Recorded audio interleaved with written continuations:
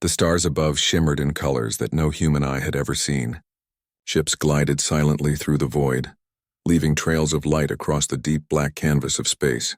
Among them, a small transport vessel carried a single human, John Carter, on a mission that would change his life forever. He had never imagined that his journey to the alien planet of Zephora would lead him to something beyond diplomacy or exploration. John had been trained for years as a diplomat, an expert in negotiation and cultural understanding, but nothing in his education could have prepared him for Zephora, a planet ruled by an advanced civilization with intelligence and customs far beyond Earth's imagination.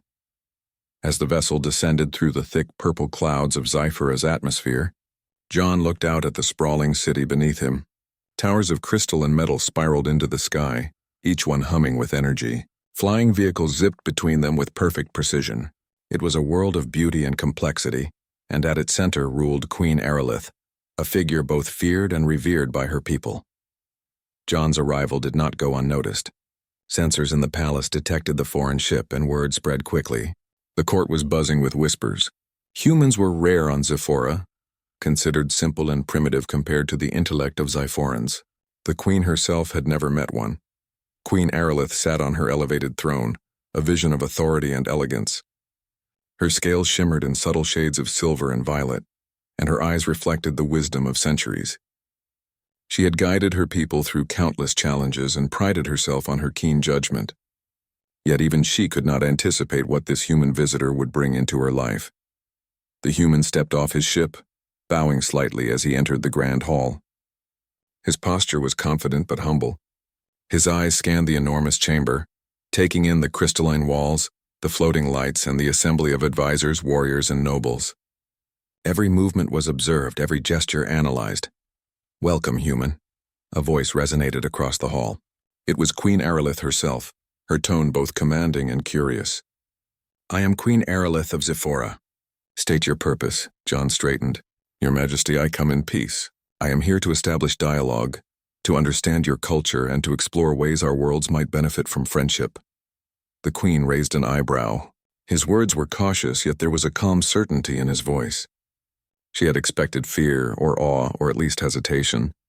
But this human spoke as if he belonged, and it unsettled her more than she could admit. Over the following days, John was introduced to the complexities of Zephoran society. He attended ceremonial events, observed technological marvels, and conversed with scholars who spoke in precise and complicated ways. He often struggled to keep up, yet his curiosity and humility impressed even the most skeptical advisors. One day, a crisis erupted in the heart of the city. A power grid supporting the main crystal towers began to malfunction, threatening to collapse part of the central district. The Queen's engineers worked frantically, but every solution they tried failed. Panic rippled through the hall as the Queen watched her city face potential disaster. John stepped forward. "Perhaps we can combine your energy channels with a simpler system," he suggested. "I have some experience with similar issues back on Earth. It's not the same technology, but the principles are universal." The Queen studied him closely. No one had dared to question her engineers so directly, let alone suggest a solution. Yet there was something in his tone, calm, confident, and free of arrogance, that made her pause. She gave a slight nod. John worked alongside the engineers, explaining his ideas and adapting to their technology. It was not easy. Zephoran systems were far more advanced than anything on Earth. But John's approach was logical and creative, using methods the aliens had overlooked because they were too focused on complex calculations and assumptions. Hours later, the grid stabilized. The lights of the city flickered back to life, towers gleaming once more in the soft glow of the atmosphere. The Queen's advisors murmured in astonishment. A human, a mere visitor, had solved what her best engineers could not. Queen Aerolith's eyes met John's. For the first time, she felt something unfamiliar, surprise mixed with admiration. He had done more than fix a technical problem.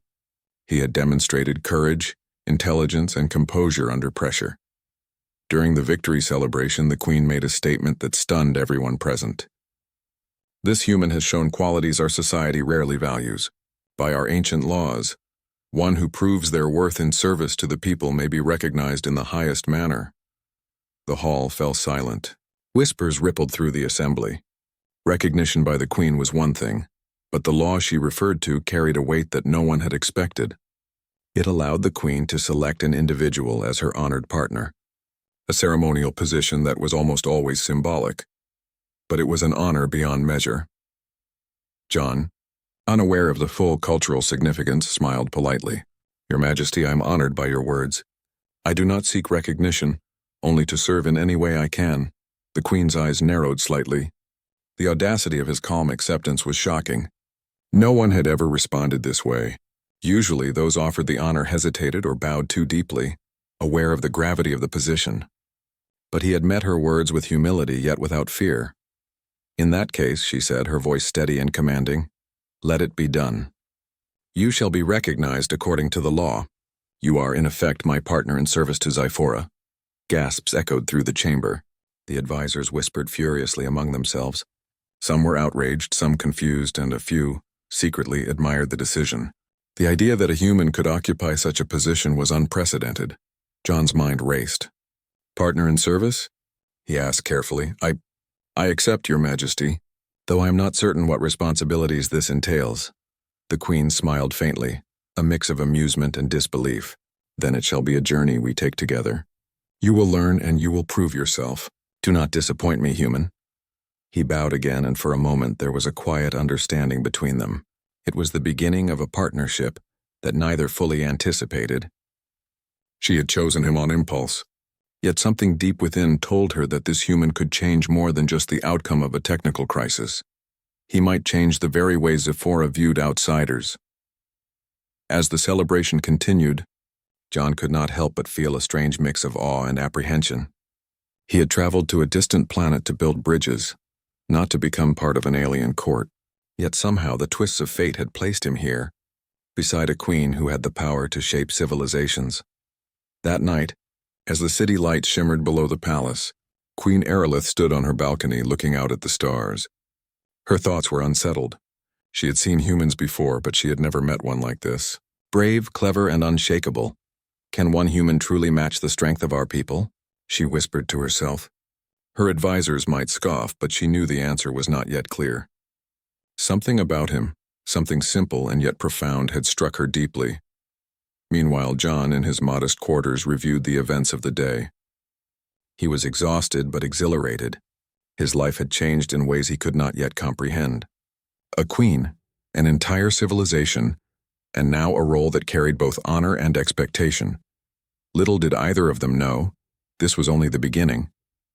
Challenges would come, alliances would be tested, and the human's ingenuity and courage would be pushed to limits neither he nor the Queen could foresee. But for now, in the quiet of the night, two very different worlds had begun to intertwine, setting the stage for a story that would astonish the galaxy. The sun of Zyphora rose in a dazzling array of colors, casting a soft violet and silver glow across the city. From his quarters in the palace, John Carter watched the alien skyline with a mixture of awe and nervous anticipation. He had accepted the Queen's unusual honor, but he still had little idea what it truly meant. The next morning, he was summoned to the royal hall. Queen Aerolith sat at the center, her posture straight and commanding. Advisors and nobles lined the chamber, their eyes fixed on John, curiosity and skepticism written clearly on their faces. Human, the Queen said, her tone even but firm. Today you begin your first duties as my partner. You will accompany me in court, observe the governance of Zyphora, and learn the customs that guide our people. Be attentive, for ignorance can be dangerous here. John bowed respectfully. Yes, Your Majesty. I will do my best to learn. He soon discovered that the palace was more than a home or seat of power. It was a living organism, buzzing with activity. Couriers zipped past on levitating platforms. Guards moved silently with perfect precision, and scholars whispered calculations into devices John could barely comprehend. Every gesture and word had meaning. Every error could be noted and remembered. His first task was deceptively simple: accompany the Queen to a council meeting. The assembly was filled with the planet's most brilliant minds, each arguing over matters of trade, defense, and technology. John listened carefully, trying to understand the discussions. At times he felt overwhelmed by the complexity of alien politics, but he also began to notice patterns. Their logic was rigid yet brilliant, but sometimes inflexible. During a discussion on resource distribution, one of the advisors proposed a plan that John knew would fail. He raised his hand hesitantly. "Your Majesty, if I may," he said, "perhaps we could consider an alternative approach, simpler yet still efficient. It may reduce waste and prevent strain on the system." The room fell silent. A human daring to question the advisors of Zephora. Some were shocked, some skeptical, but the Queen remained quiet, observing. John continued, explaining his reasoning. He used analogies from his own world, simplified concepts and logical steps. Surprisingly, the Queen's advisors listened, nodding slowly as the plan's merit became clear. The Queen leaned forward, her eyes studying John with a mix of disbelief and admiration. "You are bold, human, bold and surprisingly effective. Implement the plan." The advisors hesitated, then followed orders. The alternative approach worked flawlessly, saving resources and preventing conflict among the different departments. Whispers filled the hall. The human, the outsider, had succeeded where the experts of Zephora had been stalled. After the meeting, the Queen approached him privately. "You are braver than I expected," she said softly. "And yet your understanding of our ways is limited. You must learn more, faster, if you are to truly serve as my partner." John nodded. "I understand, Your Majesty. I am willing to learn anything you teach me." Over the next weeks, John's life became a whirlwind of lessons and duties. He learned the etiquette of Zephyrin greetings, the complex rules of ceremonial rituals, and the protocols for interacting with high-ranking officials. Sometimes he made mistakes, bowing too deeply, mispronouncing names, or misunderstanding subtle cues, but he never faltered under scrutiny. Instead, he asked questions, observed carefully, and adapted quickly. The Queen, watching him, began to feel an unusual mixture of surprise and admiration. Most beings in her court would have crumbled under the pressure of constant observation and expectation. Yet this human continued to rise to every challenge, demonstrating patience, creativity, and determination. One afternoon, the Queen summoned John to a private audience. "There is a problem," she said. "A dispute has arisen in one of our provinces. Local leaders are at odds over the construction of a new energy grid. You will accompany me and advise on the situation." John felt a thrill of nervous excitement. This was more than theory. This was real leadership. They arrived at the provincial city to find tension running high. Citizens gathered in protest and the local leaders argued loudly, each refusing to compromise. The situation could easily escalate into violence. John stepped forward cautiously. "Perhaps we can find a solution that satisfies both sides," he said. "If we combine your expertise with a simple system from my world, we might achieve balance and efficiency." The provincial leaders looked at him skeptically, but the Queen's presence demanded respect. John explained his ideas step by step, using diagrams and practical examples. Slowly, the arguments calmed, and the leaders began to see the wisdom in his approach. Queen Aerolith watched silently, amazed. The human was not only adapting to their culture, but improving it. He had brought a fresh perspective that even the most experienced leaders had overlooked.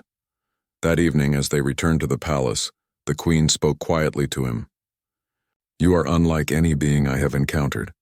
Humans are often underestimated, but you challenge every assumption we hold." John smiled humbly. "Thank you, Your Majesty. I only wish to help in any way I can." Their days continued in a similar rhythm, lessons, duties, and challenges. John learned the alien language in its full complexity, studied their technology, and mastered their social customs. He struggled at times, but he persisted, guided by curiosity and determination. As he grew more confident, he began to notice the subtle ways in which his presence affected the court. Some advisors grew wary, others curious, and a few openly supportive. The Queen herself began to show signs of genuine respect and trust, treating him not just as a visitor or subordinate, but as a partner in the governance of her world. One evening, the Queen invited John to dine in the palace gardens, a serene space filled with glowing flora and gently flowing water. They walked among the trees, the alien light casting shimmering patterns across their faces. "John," she said softly, "I am surprised by your resilience. Most humans I have studied are clever, but they rarely endure pressure with such composure. You adapt, you learn, and you improve every day. It is remarkable." John looked around at the alien landscape, feeling a sense of belonging he had not expected. Your Majesty, I never imagined I would find myself here, learning from a civilization so advanced. I am honored to serve and to learn. The Queen paused, considering her words carefully. You have already taught me something important, John. That courage and ingenuity are not bound by species. Perhaps humans have strengths we have overlooked for too long. The words were unspoken acknowledgement of something more profound. The Queen's shock at the human she had married was evolving into admiration. She began to see him not just as a novelty or an honored partner, but as an equal in thought and spirit. As weeks passed, John continued to face challenges that tested his intellect and courage. Each time he met them with calm determination, often surprising the Queen and her advisors. The bond between them grew stronger, founded on mutual respect and trust. By the end of the second month, the court began to accept him as more than a human visitor. They still whispered and speculated, but many could not deny his contributions. The Queen herself found her astonishment giving way to a quiet appreciation she had never expected to feel. One night, as John prepared for rest, he reflected on the strange path that had brought him here. From a simple human envoy, he had become a partner to a queen, learning a new world and its complex ways. And though he faced challenges he could not yet foresee, he felt ready. Because in the end, he realized that the true test of his worth was not in technology, politics, or ceremony. It was in his ability to adapt, to think, and to persist. And on Zephora, these qualities were beginning to leave an impression that no one, not even the Queen herself, could ignore. For Queen Aerolith, the realization was even more profound. The human she had married was proving to be far more than she had ever imagined. His courage, intelligence, and steady heart were changing the way she saw not only him, but the very idea of humans. And deep within, a thought she could scarcely admit whispered quietly. Perhaps this human was exactly what her civilization needed. The peace of Zephora had lasted for centuries, maintained by careful planning and the Queen's unyielding authority. But as the violet sun rose over the city one morning, a warning message rippled through the palace. Scouts reported a fleet of unknown ships entering the outer system, their design unfamiliar and clearly military. Queen Aerolith's sharp eyes narrowed as she studied the holographic projection of the incoming vessels. They are not from any known ally or neighbor, she said, her voice calm but firm. This is a threat we have not faced before. The palace erupted into controlled activity. Advisors debated strategies, generals calculated defensive maneuvers, and technicians prepared the city's energy grids for potential conflict. Amidst it all, John Carter stood quietly, observing. Your Majesty, he said finally, may I offer a suggestion? The Queen turned to him, curious. Go on, human. John pointed to the projection. If we study their formation, their movement patterns, and their energy signatures, we might find a weakness. Perhaps we can combine our technology with some unconventional tactics, something they would not expect from a civilization like Zephora. The advisors bristled at his suggestion. Unconventional tactics against an unknown fleet? That is reckless, one protested. The Queen raised a hand, silencing them. Let him speak, she said. We will consider all possibilities. John continued, explaining a strategy that combined human logic with Zephyran technology. It was simple but precise. Instead of confronting the fleet head-on, he proposed creating decoys to mislead them, while using energy channels to shield critical areas of the city. Then Zephora's advanced surveillance systems could track enemy movements, allowing targeted interventions without full-scale combat. The generals exchanged uneasy glances, but the Queen's gaze remained steady. Implement the human's plan, she commanded. We shall see if his insights are as useful as his courage suggests. Preparations began immediately. John worked alongside the engineers and tacticians, explaining the reasoning behind his methods. At first, some of the alien officers resisted. They were accustomed to strategies relying entirely on overwhelming power and calculation. John's approach was different, adaptive, creative, and flexible. When the fleet arrived, they unleashed a barrage of energy beams across the city's outer defenses. The initial attack was strong, but the decoys distracted the enemy, drawing their fire away from populated areas. The human-designed shields absorbed damage, while strategically placed energy pulses disrupted the enemy formation. Queen Aerolith observed the battle from the palace balcony, her expression unreadable. She had faced many threats in her life, but watching a human coordinate a defense with calm precision was a revelation. The human was not a mere visitor. He was proving himself indispensable. Hours passed. The unknown fleet, confused by the decoys and defensive tactics, began to retreat. Zyphora's city remained intact, suffering only minor damage. The Queen turned to John, her eyes wide with admiration.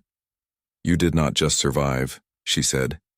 "You have protected our people. Your human perspective, it is valuable beyond what I imagined." John, exhausted but composed, nodded. "I only combined what I know with what your civilization already has. The credit belongs to the people of Zyphora, Your Majesty. I merely guided them in a way they hadn't tried before." Despite his humility, the Queen could see the truth. His ingenuity had saved thousands of lives. She realized with growing astonishment that humans, though few in number and often underestimated, possessed qualities that could rival even the most advanced alien minds. In the aftermath, the Queen held a council to evaluate the response. Advisors and generals presented reports, emphasizing the human's role in the successful defense. Some whispered doubts about relying on a human, but others openly praised his insight. The Queen addressed them firmly. "The human has proven himself capable in ways we cannot ignore. His actions have saved Zyphora. We will learn from his approach and we will recognize the strengths he brings to our civilization." That evening, in the quiet of her private chambers, she invited John to join her. "John," she said softly, "you have done more than I ever anticipated. Not only have you defended our city, but you have challenged our assumptions about what humans can do. It is remarkable." John, sitting across from her, felt a mixture of pride and humility. "Your Majesty, I only wish to serve and to contribute. I never imagined my presence here could have such an impact." The Queen studied him, her thoughts heavy with reflection. She had married a human on impulse, thinking it would be a symbolic gesture of honor. But now, she understood that the human she married was changing more than her life. He was changing the course of her civilization. Over the following weeks, John continued to assist in strengthening Zyphora's defenses. He worked tirelessly with engineers, strategists, and scholars, combining human problem-solving with alien technology. His unconventional methods often produced results that Zyphorans had never considered. Meanwhile, Queen Aerolith began to share more of her responsibilities with him. She allowed him to participate in decision-making, seeking his input on governance, trade, and social matters. Slowly, the court began to see him as more than a visitor. They began to acknowledge him as a partner. Yet not everyone was pleased. Some conservative advisors feared that reliance on a human would weaken Zyphora's traditions. They watched John closely, waiting for a misstep that could justify their concerns. The Queen, however, remained resolute. She had seen his intelligence, his courage, and his adaptability. She trusted him, and she would not let fear dictate her judgment. One evening, as they walked through the palace gardens, the Queen spoke quietly. "John, the fleet that attacked us was only a small threat. Greater dangers may still come from the stars. Are you prepared for what may lie ahead?" John looked up at the alien sky, the stars twinkling like distant lanterns. "I will do my best, Your Majesty. Whatever comes, I will stand with you and your people." The Queen nodded, her expression softening. "I believe you, John. You are not just clever and brave. You have a heart that understands responsibility, courage, and loyalty. Perhaps humans are more capable than we have ever realized." In the days that followed, the human's influence became evident throughout Zyphora. Trade negotiations that had stalled for months were resolved with creative solutions. Infrastructure improvements were implemented more efficiently. Even the people of the provinces began to speak of him with respect. For Queen Aerolith, each success deepened her astonishment. The human she had married was no longer merely a symbol of honor. He was a true ally, a partner whose abilities and insight complemented her own. She had been shocked by his audacity at first, but now she felt a profound admiration that she could not deny. The victory against the unknown fleet had done more than secure the city. It had shown Zephora that innovation could come from unexpected places, that courage was not limited to her species, and that trust in others, even humans, could lead to extraordinary outcomes. That night, as the violet glow of Zephora's twin moons filled the sky, John and the Queen stood together on the palace balcony, reflecting on the events of the past weeks. "Your Majesty," John said quietly, "I am grateful for your trust. I will continue to do everything I can to protect and serve your people." The Queen placed a hand gently on the railing, her gaze fixed on the stars. "John, you have done more than serve. You have challenged our assumptions, inspired our people, and proven that courage and wisdom are not bound by species. I am astonished by you in ways I cannot fully express." John looked at her, understanding the weight of her words. He had entered Zephora as a visitor, unsure of what he could achieve. Now he realized that his choices, his courage, and his mind had begun to change not only the city, but the heart of the Queen herself. And as the night sky stretched endlessly above them, both knew that greater challenges awaited. But for the first time they faced the future together, not as alien and human, not as queen and subject, but as partners, united in purpose, trust, and admiration. The human she had married was no longer a mere curiosity. He was a force for change, a symbol of possibility, and a reminder that sometimes the most extraordinary power comes in the most unexpected form. The weeks following the defense against the unknown fleet brought a new rhythm to life in Zephora. The city, now safe and stable, buzzed with activity, and the palace hummed with plans for improvement. Citizens marveled at the human who had played a key role in saving their civilization. John Carter had become not only a partner to the Queen, but also a symbol of ingenuity and courage. Queen Aerolith observed him as he moved through the palace, guiding engineers, discussing policies, and listening to advisors. She had watched countless leaders rise and fall, seen generals, scholars, and diplomats at their finest, but none had impressed her like this human. He approached problems with clarity and calm, blending logic with creativity, and often saw solutions others had missed. One morning, the Queen called him to her private chambers. "John, we face a new challenge," she said, her tone steady. "The provinces are divided. Some leaders support the reforms we have proposed since the fleet attack, while others resist change. They fear unfamiliar methods and outsiders." John nodded thoughtfully. "Change is always difficult," he said. "Perhaps we can create a plan that respects tradition while introducing new ideas gradually. I can work with your advisors and local leaders to show them the benefits of adaptation." The Queen considered him carefully. "Your approach is unusual. Many of my people believe in strict adherence to tradition, but your perspective, it may help unite them." Together they traveled to the provinces. John observed local leaders debating, citizens expressing concerns, and tensions simmering beneath polite conversation. His human perspective allowed him to notice subtle cues: hesitation, fear, pride. Using logic and empathy, he suggested solutions that balanced respect for tradition with practical improvements. In one province, the dispute centered around the construction of a new energy grid. Some leaders wanted to follow old designs. Others wanted to adopt more efficient methods. John proposed combining both approaches, retaining familiar elements while integrating new technology and phases. The leaders listened skeptically at first, but John explained clearly and patiently, demonstrating the benefits with examples and simulations. Slowly, arguments subsided and compromise emerged. The Queen observed quietly, impressed not only by his ingenuity but also by his patience and diplomacy. After weeks of travel and discussion, the provinces began to implement reforms with minimal conflict. Citizens began to see the advantages of change, and leaders who had resisted the human's involvement reluctantly acknowledged his wisdom. Word spread. The human had not only defended their city but was now helping to strengthen their society. The Queen's admiration for him deepened with each success. She invited him to participate in strategic planning sessions, offering his insight on governance, trade, and defense. Advisors whispered among themselves, astonished at her willingness to trust a human so fully.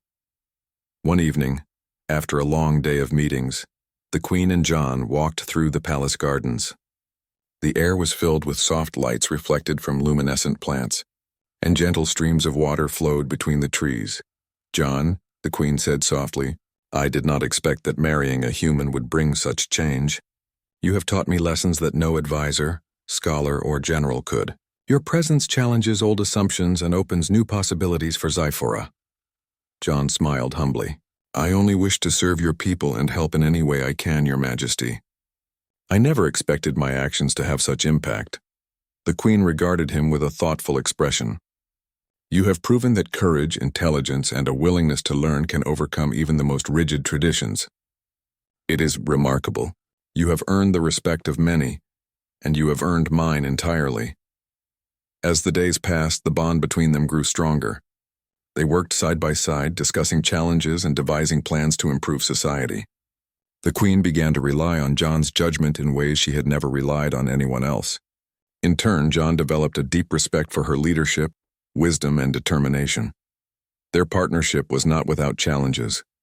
Some advisors remained skeptical, subtly undermining John or questioning the Queen's decisions. But she confronted them with quiet authority, defending the humans' contributions and emphasizing the need for unity. Slowly, even the most resistant voices began to recognize that his guidance was valuable. One day, a report arrived from a distant province. A minor conflict had erupted between two factions over water distribution. The Queen immediately summoned John. "We must resolve this quickly before it escalates," she said. John studied the situation carefully. "If we apply a solution that balances resources and encourages cooperation, both sides may agree. It will require diplomacy, patience, and clear communication." They traveled together to the province. John listened attentively to both sides, identifying common ground. He proposed a phased approach, providing immediate relief while planning long-term infrastructure improvements. The leaders hesitated but agreed to his proposal after seeing the logic and fairness of his plan. The conflict was resolved without violence. Citizens praised the human and the Queen, admiring the partnership that had brought harmony. Queen Aerolith, observing John's skill, realized that humans had potential far beyond what her people had assumed. His calm reasoning, creative solutions, and empathy had prevented unnecessary conflict and strengthened the unity of Zyphora. Back in the palace, the Queen reflected on the journey so far. She had married a human on a whim, never expecting him to have such influence, yet his presence had transformed not only her own perspective, but also the view of her people. She felt a growing admiration and respect for him, one that went beyond gratitude. It was recognition of his extraordinary abilities and character. One night, as they reviewed plans for further improvements in the provinces, the Queen spoke quietly. "John, your ideas and courage have reshaped our civilization in ways I never imagined. You are not merely a partner in title, you are a true ally, and you have my full trust." John looked at her, understanding the significance of her words. "Your Majesty, it is an honor to serve and to learn from you. I could not achieve anything without your guidance and support." The Queen smiled, a rare softness in her eyes. "Perhaps, John, I have underestimated humans. You are not just clever and brave, you inspire confidence, creativity, and trust. Your presence challenges us to see beyond our limitations." As the weeks turned into months, their efforts bore fruit. Provinces once divided now cooperated. Infrastructure improved, and citizens began to embrace new ideas. John's human perspective had introduced adaptability and flexibility into Zyphoran society, qualities that complemented their advanced technology and intelligence. The Queen, once shocked by the human she had married, now felt a deep admiration and respect. He had proven that courage, intelligence, and compassion were not limited by species. His influence had strengthened her rule, unified her people, and inspired hope for a future she had not dared to imagine.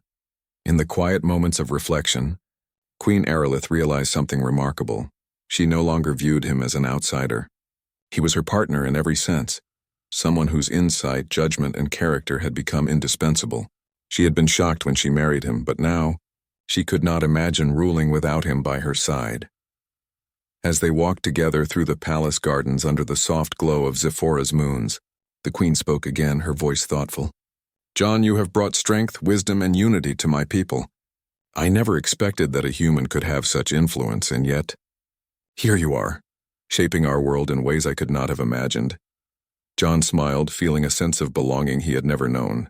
Your Majesty, I only wish to serve and to contribute. Together, I believe we can face any challenge, for your guidance and my perspective can complement each other. The Queen nodded, her expression softening. Yes, John. Together we are stronger than any one of us alone, and I believe our people will see that as well. And so, the human and the Queen continued their journey side by side. They faced challenges, built bridges, and inspired change. The Queen's shock had evolved into trust and admiration, and John's courage and insight had transformed not only her perception, but the very fabric of Zephoran society. Little did they know, greater trials were still ahead, challenges that would test their bond, their wisdom, and the unity they had fought so hard to achieve.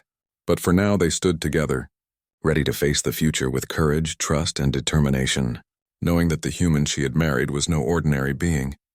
He was a force of change, a symbol of hope, and a partner unlike any the Queen had ever known. The city of Zephora gleamed beneath the twin moons, vibrant and alive. The lessons of the past months had transformed not only the capital but the provinces. Citizens spoke of the human who had become an unexpected force of change, a partner to the Queen, and a symbol of hope and ingenuity. Queen Aerolith stood on the balcony of her palace, her eyes tracing the luminous towers stretching into the sky. The past months had tested her rule, challenged her traditions, and confronted her with decisions she had never anticipated. But through it all, one constant remained: John Carter.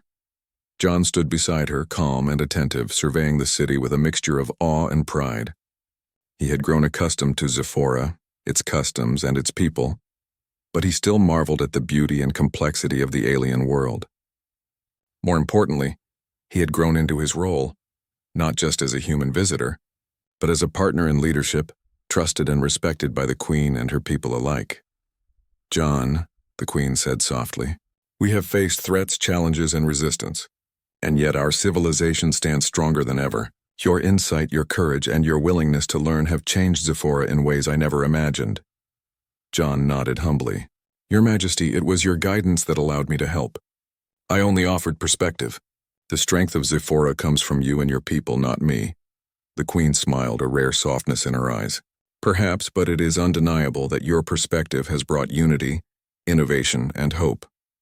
You have reminded us that strength is not only in power or knowledge, but also in adaptability, courage, and understanding. You have shown us the value of humans, and in doing so, you have strengthened my people and my reign. Their moment of reflection was interrupted by a messenger. A new challenge had arisen. A distant planet had requested assistance, and Zephora was uniquely positioned to help. Without hesitation, the Queen turned to John. You will accompany me. Your insight has proven invaluable in times of uncertainty, and this is another opportunity to guide our people wisely. Together, they prepared for the journey, combining Zephoran technology with John's strategic planning. The voyage was long and filled with challenges, including navigating complex trade routes, negotiating with local leaders, and addressing logistical problems. John's human ingenuity once again proved essential, finding solutions that were practical, creative, and effective. Upon reaching the planet, they found a society on the brink of collapse due to natural disasters and internal conflicts. The Queen's presence inspired hope, but it was John's approach, blending compassion, diplomacy, and logical problem-solving, that turned potential chaos into cooperation. He listened carefully to the leaders and citizens, identifying the root of their problems. Then, working with Zephoran technology, he helped implement systems for resource distribution, disaster preparedness, and governance. Slowly, trust was built, conflict subsided, and the society began to stabilize. The Queen observed him closely, feeling a deep sense of respect and admiration. John had become more than a partner. He had become a bridge between worlds, a symbol of what could be achieved when intelligence, courage, and empathy worked together.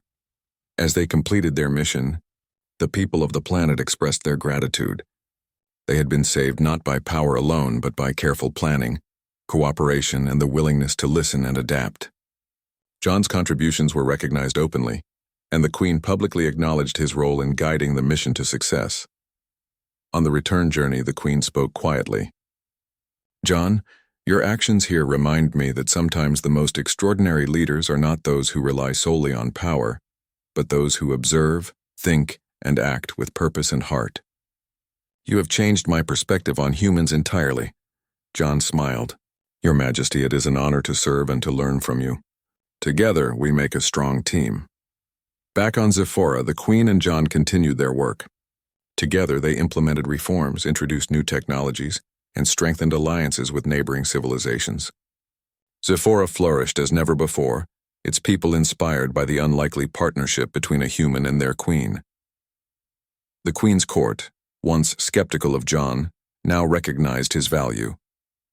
Advisors who had doubted him acknowledged his contributions, and even the most conservative leaders began to see that his perspective brought solutions that benefited everyone. His humility, intelligence, and courage had earned him not only respect but admiration across Zephora. In the palace gardens, under the glow of the moons, the Queen reflected on the journey. She had been shocked when she married a human, expecting a symbolic gesture or minor novelty. Instead, she had discovered courage, wisdom, and insight beyond what her people had ever imagined. John had become an integral part of her life, not only as a partner in governance but as someone she trusted deeply and admired. "You have done more than I ever expected," she said softly, turning to him.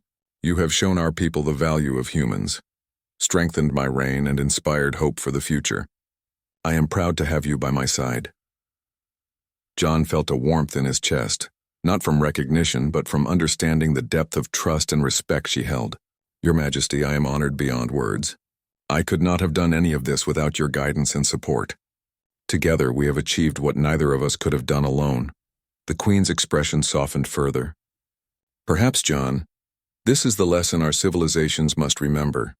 Strength is not in dominance or rigid tradition alone, but in collaboration, respect, and the courage to embrace the unexpected." In the months that followed, the Queen and John worked tirelessly, guiding Zephora into a new era of prosperity. Their partnership became a model of cooperation and mutual respect, inspiring other civilizations to reconsider their biases and embrace collaboration over competition. The human's presence had transformed Zephora in ways no one could have anticipated. Citizens no longer whispered about the oddity of a human in the palace. Instead, they spoke of his courage, ingenuity, and wisdom. Leaders sought his advice, and scholars studied his approach to problem-solving.